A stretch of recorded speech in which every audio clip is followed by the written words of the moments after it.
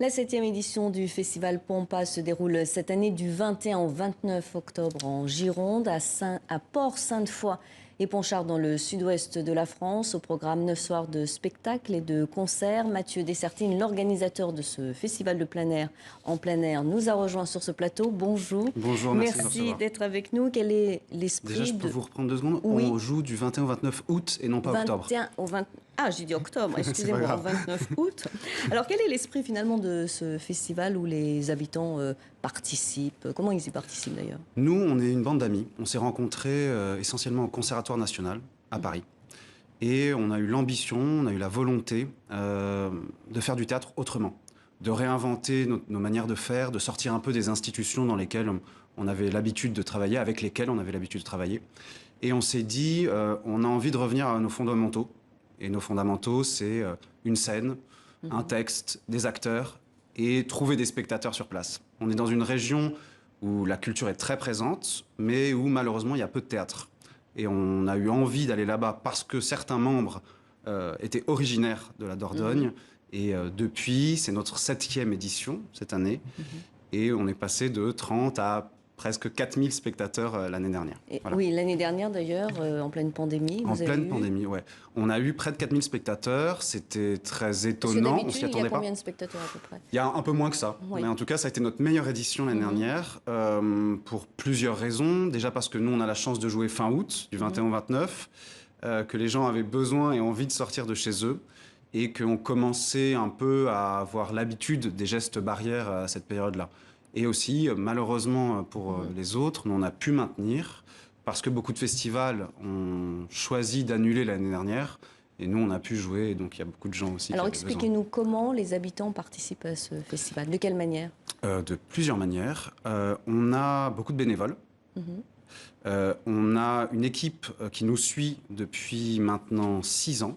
Qui vient de Bordeaux. C'est des jeunes, on les a rencontrés, ils avaient 15 ans, maintenant ils ont l'âge qu'on avait quand on a commencé à monter ce festival.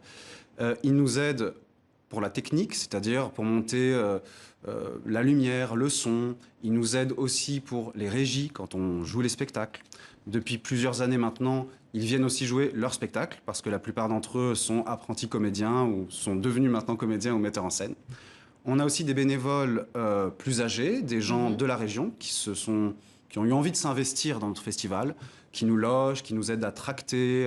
Et on a surtout, et je les remercie beaucoup, des gens du coin, des agriculteurs, des gens qui travaillent à côté de nous, qui nous logent, qui nous prêtent des machines, des bottes de foin, qui nous permettent de faire des gradins, tout ça. Voilà. Alors, je vous propose de regarder l'affiche de cette année. Alors, il y a L'Ours d'Anton Tchekhov, La Dame de chez Maxime de Georges Feydeau, Le Rêve d'automne de John Fosse, et il y a aussi Dalida. Voilà, alors nous, on fait essentiellement du théâtre de texte, parce qu'on vient du conservatoire, mais pas uniquement pour ça, parce qu'on s'est dit qu'on avait envie de réinventer aussi ces textes classiques, de les proposer dans des formes nouvelles, enfin, pas nouvelles, plutôt archaïques, mais en tout cas de revenir encore une fois à ces fondamentaux.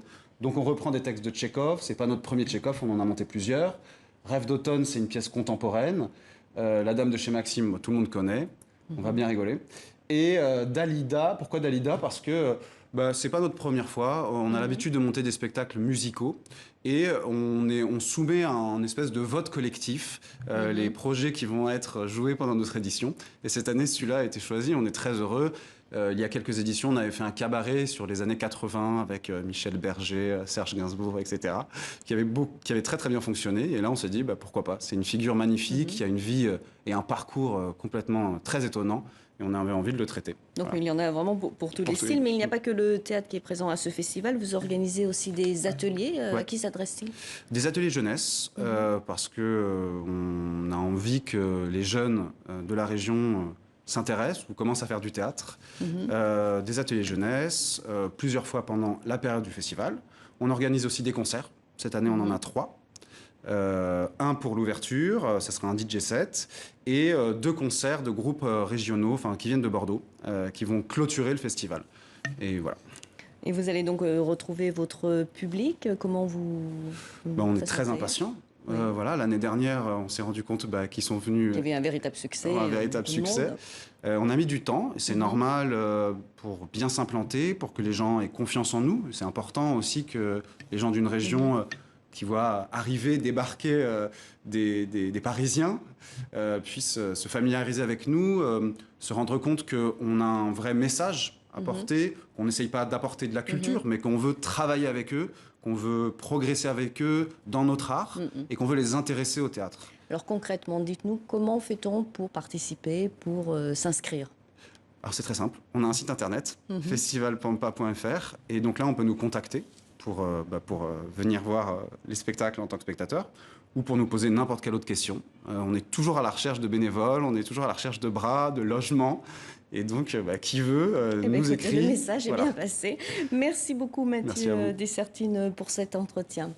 Et c'est ainsi que se referme ce journal. Vous pouvez bien sûr retrouver toute l'information sur notre site internet et sur les réseaux sociaux. À très bientôt sur TV5 Monde.